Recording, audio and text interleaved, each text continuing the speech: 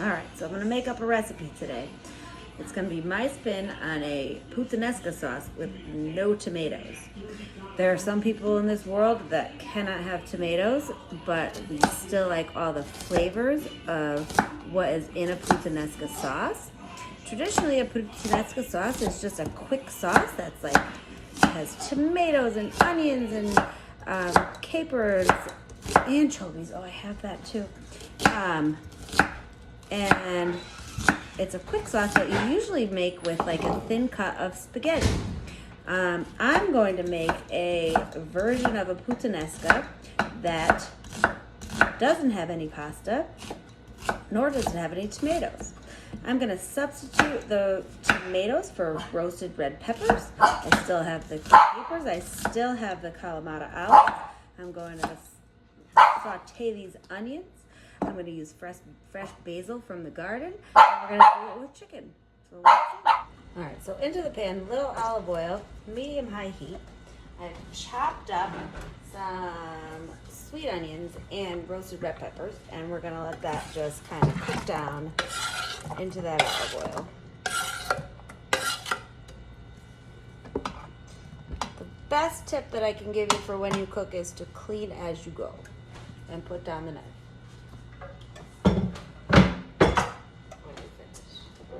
We've got capers, we've got Kalamata olives, we've got chicken broth, and I also have some cannellini beef. So, wooden spoons are best.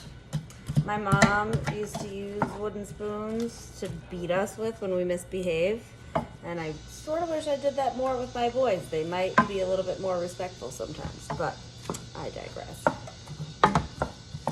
So we're just going to saute that. I'm not going to add any salt at this point because the Kalamata olives and the capers are going to be salty enough.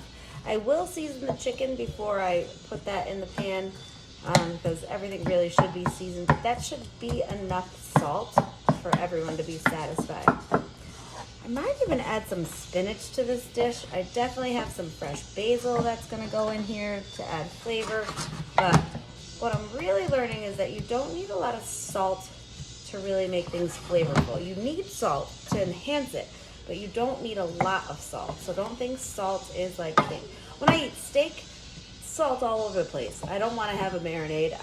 That's not how I roll. I want it to be very simple, and that's how that works. But all right, I've got some nice roasted red peppers and medallia onions that we are going to saute and let them cook down for a little while.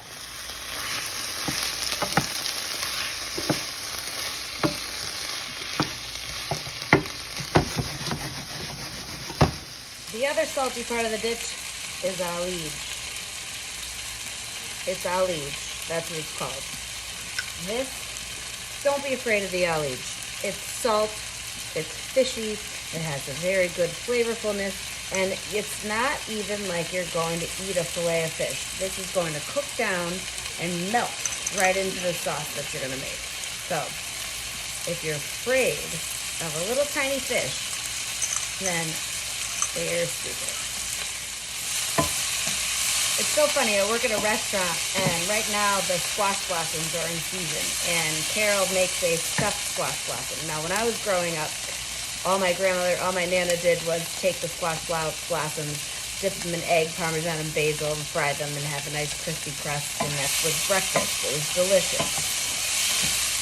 But where I work, Carol does a stuffed squash blossom, and it's stuffed with ragout, tarragon, and fresh sweet corn. And when I'm at a table and I'm trying to sell these things, it's so hard for me not to say ragout because I think people would think I'm crazy. But it's also very hard for me to say ricotta. It's like mozzarella. It's mozzarella, and it's ragout, and it's gavarel. And this is the way that I was brought up saying these words, and that's what it is.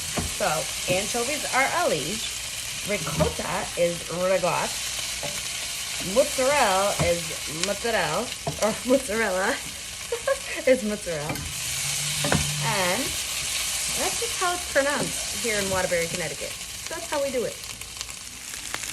here that's gonna simmer away. And I put it to low. And now we're gonna come over here and I'm gonna chop up some chicken. And then we're gonna cook the chicken with all of these flavors, with the onions and the peppers and the liege. Now I've got a chicken hand and I've got a clean hand.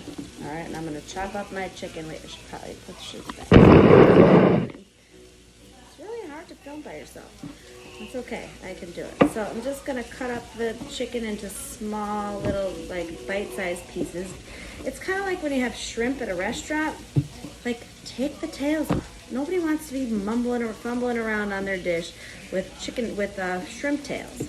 Take the shrimp tails off. But nothing annoys me more than having those weird things. It's just a little extra effort, but it makes all the difference. If I can have everything in one bite and not have to use a knife, unless I'm eating steak, then I am in good shape. So, take away the little chicken finger, slice that into bite-sized pieces. Now you can't see what I'm doing, but sorry, can't see what I'm doing, but I'm just chopping it up. But chicken hand, clean hand. Watch out for this one. And I'm just gonna slice it. One of my go-to dishes during the week for the boys is like chicken butter and broccoli. And you know, you saute it in butter, olive oil, cook the pasta, throw it all in the pan together, a little Parmesan cheese and a little black pepper, and you're good to go. So, again, clean hand with my salt shaker. Not too much, but it needs to. And I'm going to throw this right in the pan, so I guess I'll bring you over here.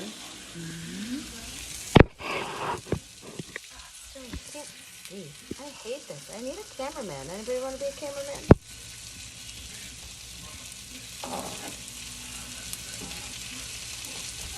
And we'll take our chicken, put it right in the pan, and let it soak up all those flavors. Now I'm going to put clean hands. I've got my chicken in the pan. I'm going to make sure that it gets browned. And then also gets absorbed with all the flavors of the pepper and the onion.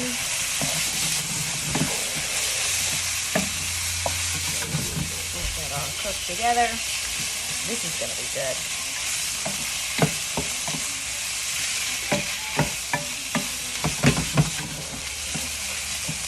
A little black pepper.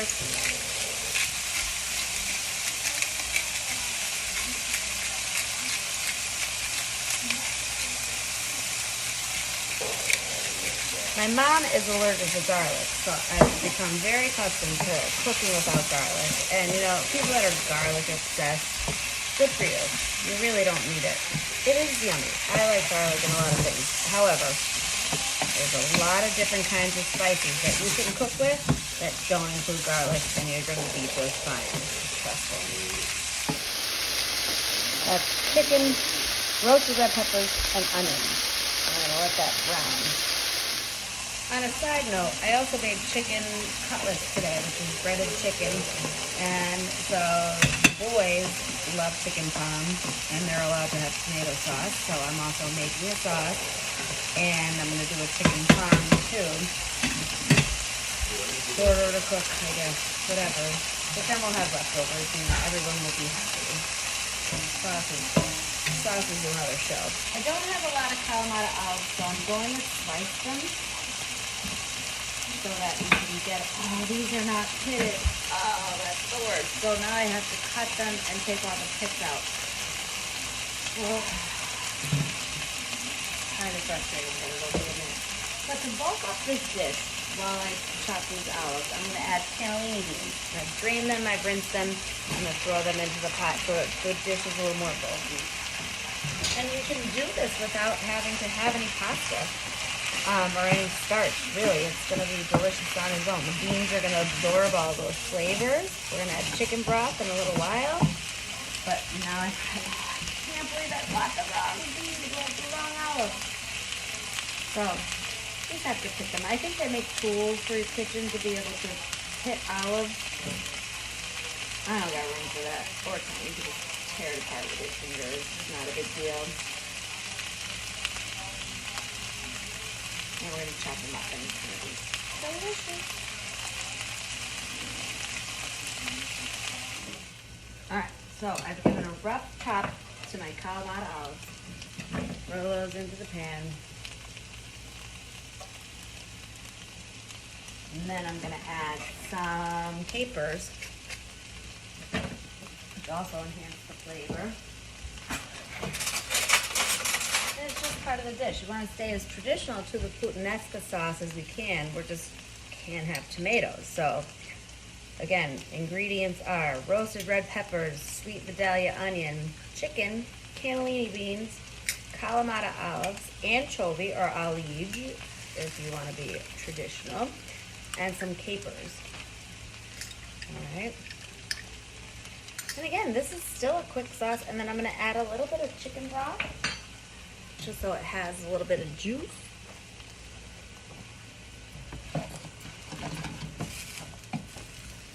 And I didn't add any extra salt, only when I seasoned the chicken. That was the only time I added extra salt. And I did add some crushed black pepper. But I'm only going to use like a half a cup of chicken broth. I don't really need that much. Just don't want it to dry out. And again, we'll add a little more pepper. Again, you could use garlic. I don't think you need it. I think there's enough flavor in here with all the other ingredients. But it's kind of like a summer stew. I don't know. I mean, if you had zucchini, I would throw zucchini in there. Then it's something different. No, let's leave it as it is. Last ingredient is going to be basil that I picked from my pot. My dad grows the best basil. Although we have friends in New Jersey, when we went to go visit them, they had a bush of basil. I'm not even kidding, and I'm sorry to use that word, but it was a bush of basil, and it was incredible. We do ours in pots, and you got to know how to pick it. You have to be able to pick it so it doesn't go to seed, right? Because then the pot becomes full, and it's lovely, really. Oh, it smells so good. Throw that right in there. Don't waste a leaf. Oh, I wish I could smell this.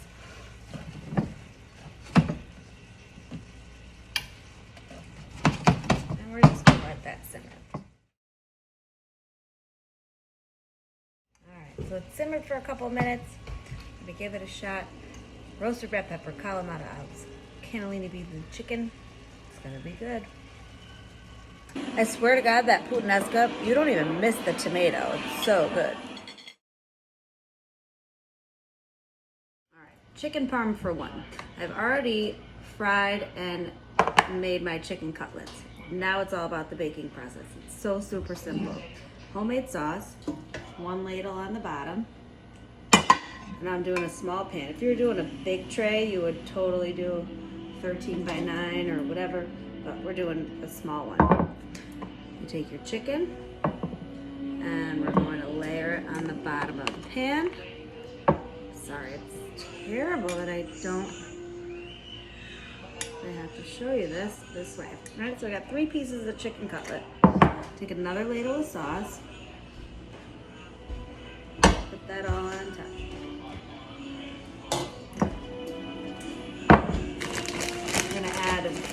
It's chicken parmesan, but I don't like Parmesan cheese. I like Pecorino Romano, so I'm going to use Pecorino Romano, and then I'm going to use mozzarella, and that's it.